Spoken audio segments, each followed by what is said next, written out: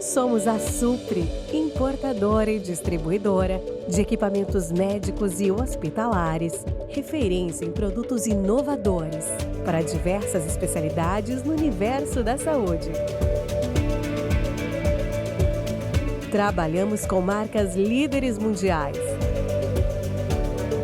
Nossos produtos garantem alta tecnologia e confiabilidade, proporcionando excelente performance aos profissionais da saúde e maior benefício aos pacientes. Visite nosso site e fale com os nossos especialistas.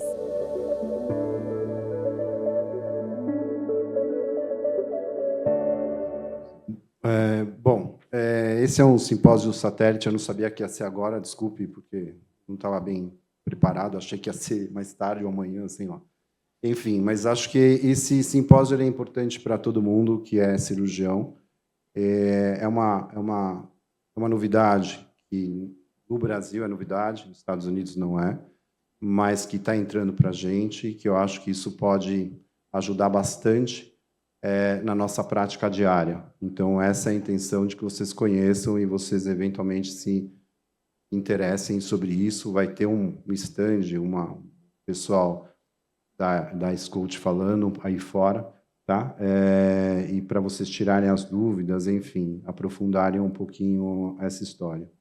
Então, basicamente, né, eu acho que isso hoje vem de acordo com a dor que a gente vive quando a gente tem localizações, principalmente com tecnécio, elas são mal sucedidas, no sentido de que você faz a localização e o colega radiologista injetou, mas ele não vê o que ele injeta, injetou no lugar errado, ou aquilo borrou e pegou uma área extensa e você acaba tendo o sucesso da tua cirurgia comprometido. Então, o Scout ele vem tentar resolver essa dor que a gente sente e talvez melhorar essa dependência que a gente tem com outras especialidades.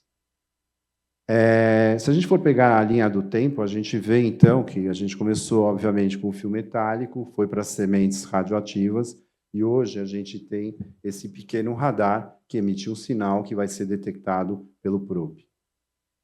Então, esse é o radar Scout, que ele não é radioativo, ele não é magnético e ele tem um desempenho clínico bastante previsível, ele é bastante interessante. Ele facilita a gente o planejamento pré-cirúrgico, porque a gente consegue enxergar o clipe, então não tem aquela diferença de tamanhos de clipe, que também é uma coisa que a gente sofre. Então, você usa um clipe muito pequeno e teve um insucesso na localização da lesão, por exemplo, no intraoperatório, aí você vai recorrer, muitas vezes, à escopia, e a escopia não enxerga os clipes bem pequenos, só enxerga os clipes maiores. Então, são situações bastante sufocantes que, teoricamente, tem tudo para ser resolvidas com esse radar marker. A gente consegue definir a margem, ou seja, o radar ele mostra para a gente a distância que a gente está chegando do clipe. Então, se você está a 3 milímetros, 5 milímetros ou 10 milímetros do clipe, ele aponta isso e é um facilitador. E ele ajuda também na verificação, na radiografia, porque ele é facilmente visível. Então, quando a gente vê aqui, ele tem fácil visibilização, tanto pela ultrassonografia, quanto pela mamografia e na peça cirúrgica. Na ressonância, ele dá um artefato pequeno, menor do que o chip, por exemplo, dos implantes, tá? Que tem chip. Então, mas ele é visível. Mas eu diria que na mamografia e ultrassonografia, que é a localização que a gente usa na nossa rotina, ele é bastante interessante, ele facilita bastante. Ele pode dar algum artefato na ressonância, mas totalmente diferente dos outros. Por exemplo, quando você usa a radiofrequência ou quando você usa a semente, né, ele tem um artefato muito pequeno que atrapalha praticamente em nada a análise da ressonância. Quando a gente vê a eficiência da localização dele, né, a gente pode ver que os números são bastante altos. Né? Então, em relação à localização, vejam, basicamente 100% dos casos são localizados. Em relação à migração do clipe, é muito baixa a migração dele, 7%, 8%. Tá? Em relação migrações longes, menos de 1%, ou seja, que esteja maior que 1 centímetro da lesão, tá? E o sinal ele é extremamente bom, é difícil você ter uma perda do sinal com o probe. Quando a gente tem a questão da neoadjuvância, esse clipe ele é bastante interessante, porque ele pode ser colocado quando você faz o core biopsy da paciente na axila, e você marca. Então, não precisa fazer igual o TED Study, que você, 2 semanas antes, coloca o iodo 125 nessa paciente. Vamos dizer, até no meu podcast eu falei, o iodo 125 ele é, teoricamente, o padrão ouro, porque ele é muito bom para a identificação. E o radar ele chega muito próximo, tá? Eu vou mostrar isso para vocês. Porque você coloca lá e a paciente cursa todo o tratamento com esse clipe, ou seja, ele é inofensivo, ele não provoca nenhuma alteração, nenhuma interferência em nenhum exame que essa paciente vai fazer. Então, esse cenário, para marcar não só a lesão, mas o linfonodo, ele é o melhor cenário para o radar SCOUT. O Axana, que acabei de falar agora na minha aula, é um grupo que tem várias apresentações, né? E uma delas foi publicada agora, que era em relação à QT neoadjuvante, e eu falei, inclusive, no podcast, mostrando, né, que o radar marker, né, ele tem basicamente 96%, 97% de eficiência, perto do iodo 125, que é 99%. Então, ele é muito eficiente em termos de localização, ele facilita muito a nossa vida. Ele tem uma superioridade de marcação bem importante em relação a quem usa carbono, aos clipes metálicos e aos marcadores guiados por probe. Tá?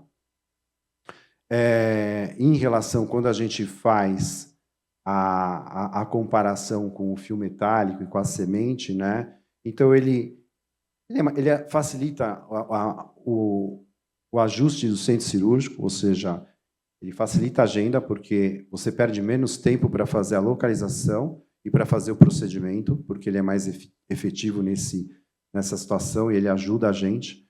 Ele dá um conforto e segurança ao paciente. O paciente não tem, não migrou, ela tem que voltar lá de novo na medicina nuclear para fazer outra injeção, ou viu que borrou, aí ela sai da medicina nuclear e vai para a radiologia para fazer o fio guia, e aí começa aquele lenga-lenga e você olhando o relógio que tua cirurgia já vai atrasar pelo menos 1 hora, 2 horas, enfim, atrapalhou toda a rotina do centro cirúrgico. Não tem radioatividade, então não tem nenhum problema, então é bem tranquilo, e a detecção ela é mega precisa, né? Em relação ao fluxo do nosso trabalho, como eu falei há pouco, ele ajuda muito, porque a paciente, ou ela já está marcada, ou ela chega, marca, você insere o clipe, quando ela não, o radiomarker, quando ela não tem, e isso é muito fácil para o radiologista fazer, e ela vai para a sala e acabou. Então, assim, não tem os gargalos que a gente encontra no nosso dia a dia. A gente ganha tempo, não só de rotatividade de sala, como também a gente ganha tempo na nossa prática diária em termos de efetividade. O senão desse clipe é que, se você, porventura, queimar ele com bisturi elétrico, ele parou de funcionar e você está à deriva. Ou seja, ele pode ser visto pela escopia, essa é uma saída que a gente usa nos clipes de titânio tradicionais, mas se você não tiver esse cuidado, não tem problema. E é fácil ter esse cuidado? Porque à medida que você chega com o probe, ele mostra a distância que o radiomarker está do teu probe. Então, você consegue, com o bisturi, ter uma noção aonde você está navegando, e sem fazer nenhum acidente. A implementação do método, como no mundo, principalmente nos Estados Unidos, ela só aumenta, é claro, é um método bem bom. E como funciona na prática? Tem áudio aqui, tá?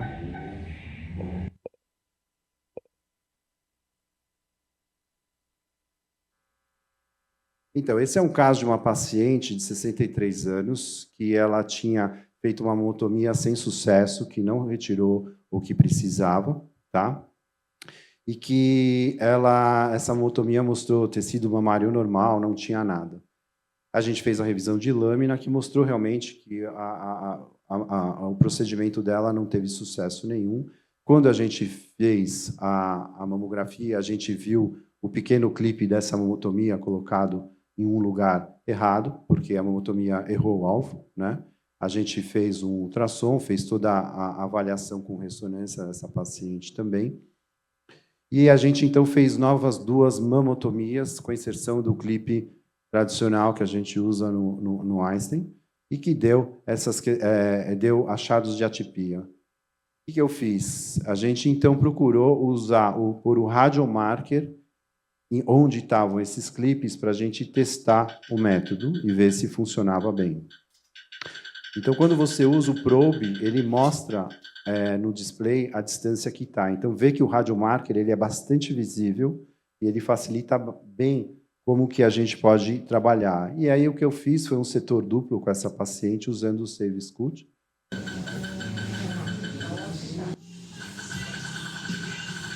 Ele mostra, tá vendo, a profundidade, o que é bem bacana.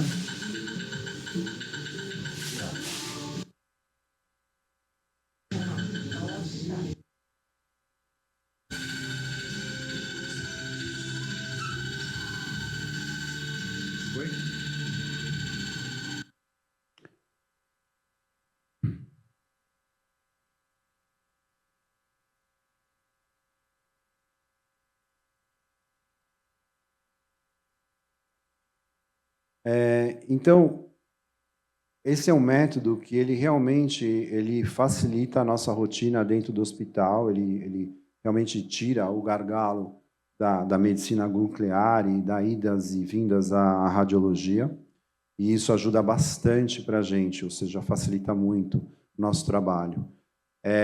Como eu falei, ele diminui muito os atrasos cirúrgicos em função dessa inoperância que acontece na nossa rotina por erros de marcação, ou marcações inadequadas ou não bem-sucedidas, né? Então, quando a gente coloca uma análise de custo-efetividade, né, o Scoot ele tem, claro, uma importância bem grande, não só para a gente como cirurgião, mas na rotina, na rotatividade do próprio centro cirúrgico. Então, ele é bastante vantajoso, né? Eu concluo dizendo que ele tem uma precisão oncológica, como está publicado na JCO agora, desse mês do estudo Axana, né? Ele tem uma eficiência operacional muito importante e ele tem uma sustentabilidade financeira também, até por todos esses motivos que eu falei para vocês. Então, o Save Scoot, né, o Radar Marker, ele é bem bacana para a gente tentar ou ver se consegue adquirir na nossa rotina. Vai ter um stand deles, enfim, aí vocês vão lá fazer as perguntas, ver como funciona tal aparelho, eu acho que vale a pena a visita. Tá bom? Era isso. Obrigado. Obrigado, Silvio.